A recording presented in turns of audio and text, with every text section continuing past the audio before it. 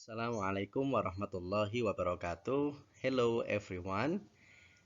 It's me again, Mujab, to learn with you TOEFL preparation. Okay, today we are going to continue our material, Skill 2 of TOEFL preparation, a book by Deborah Phillips. Oke, teman-teman sekalian, kita lanjutkan materi berikutnya yaitu Skill 2. Be careful of objects of preposition. Sebelum kita mempelajari skill kedua, be careful of objects of preposition, perlu kita review kembali materi pertama kita, yaitu be sure the sentence has a subject and a verb. Kita harus pastikan bahwa kalimat itu memiliki sebuah subjek dan sebuah verb. Ada 3 hal yang bisa menjadi subjek, yaitu ada noun, his shoes are new, ada pronoun, I go to the library, ada gerund, swimming is my hobby. Nah, ketiga hal ini bisa jadi memusingkan atau membuat kebingungan ketika terletak sebelum verb. Karena secara struktur subjek yang berubah 3 hal ini terletak sebelum verb. Jadi ketika teman-teman menemukan ada noun, pronoun, atau gerund terletak sebelum verb, teman-teman perlu melihat terlebih dahulu, yaitu apakah sebelumnya ada preposition atau tidak. Preposition itu adalah kata depan, misalkan of, with, after, behind, on, at, in, dan lain sebagainya. Seperti contoh nomor 1 yaitu noun. Di sini ada the size of his shoes is 40. Nah, di sini yang menjadi subjek adalah the size. His shoes itu tidak bisa menjadi subjek karena dia menjadi object of preposition dari of. Kalau di dalam bahasa Arab, preposition dan objeknya ini bisa diibaratkan dengan jar majrur. Setiap ada huruf jar pasti ada majrurnya. Setiap ada preposition pasti ada object of preposition. Jadi sebuah object of preposition adalah sebuah kata benda atau pronoun that comes after a preposition. Yaitu kata benda yang terletak setelah preposition. And it is not the subject. Dan object of preposition itu bukanlah sebuah subjek. And everyone, here is the list of prepositions. Ada beberapa prepositions yang sering kita temui, meskipun di luar ini masih ada banyak sekali yang lainnya. Silakan teman-teman baca sendiri. Ketika kita mendapatkan soal structure, maka yang perlu kita lakukan pertama adalah membaca keseluruhan kalimat. Lalu yang kedua adalah kita cari subjek dan verbnya. With his friend, bla bla bla, found a movie theater. Nah, di sini apakah sudah ada subjeknya? Apakah sudah ada verbnya? Verbnya tentu saja sudah ada jelas, yaitu found. Sekarang kita cari mana subjeknya. Apakah his friend di sini bisa menjadi subjek? Nah, karena di sini ada preposition with, maka his friend tidak bisa menjadi subjek. Dia berfungsi sebagai object of preposition.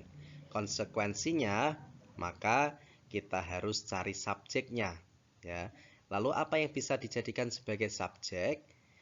Yang bisa menjadi subjek adalah antara noun, pronoun, dan gerund.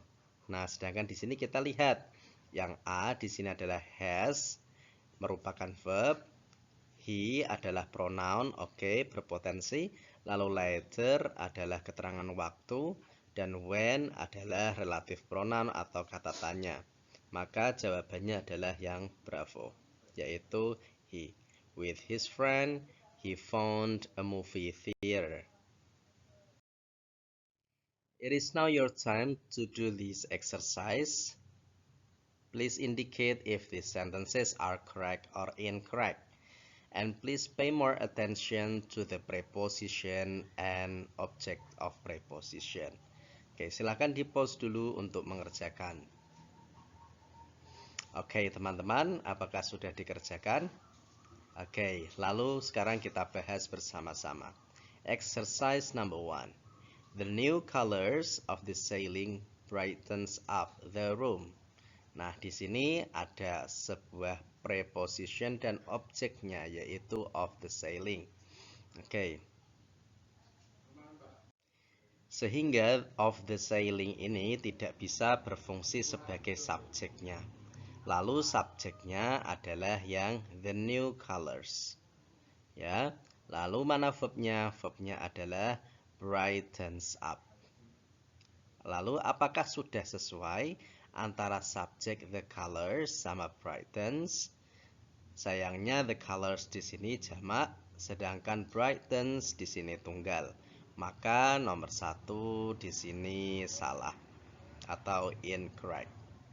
Yang kedua, the scope of the projects was too wide for further reading. Oke, di sini kita cari terlebih dahulu mana preposition dan objeknya. Preposition dan objeknya ada di of the projects, sehingga ini bukanlah subjek. Maka subjeknya adalah yang the scope. Lalu verbnya mana? Verbnya adalah was. Dan subjeknya sudah tunggal, verbnya was tunggal, maka nomor 2 ini correct.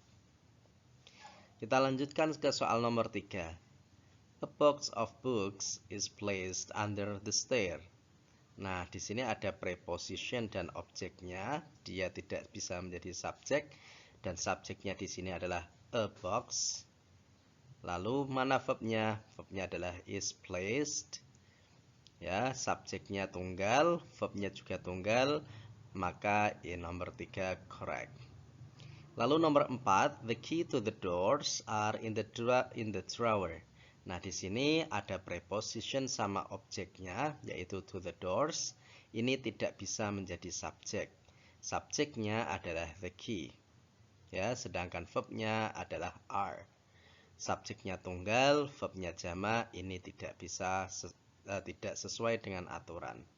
Ini adalah salah satu jebakan di dalam TOEFL karena beberapa orang yang belum familiar dengan aturan ini maka akan mengira bahwa subjeknya adalah doors. Ya, nomor 4 ini incorrect karena subjeknya tunggal, verbnya jamak. Lalu nomor 5 adalah the building of the offices is being rebuilt.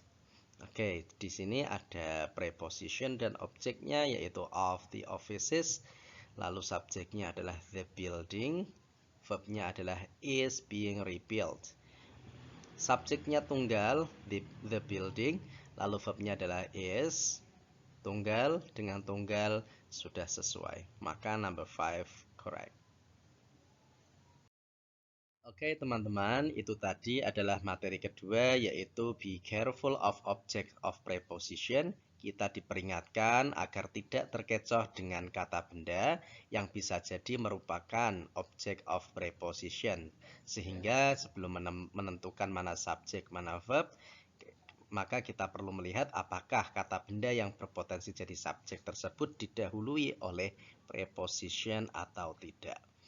Nah, ketika dia didahului oleh preposition, maka dia menjadi object of preposition dan otomatis dia tidak bisa menjadi subjek. Oke, that's all for today.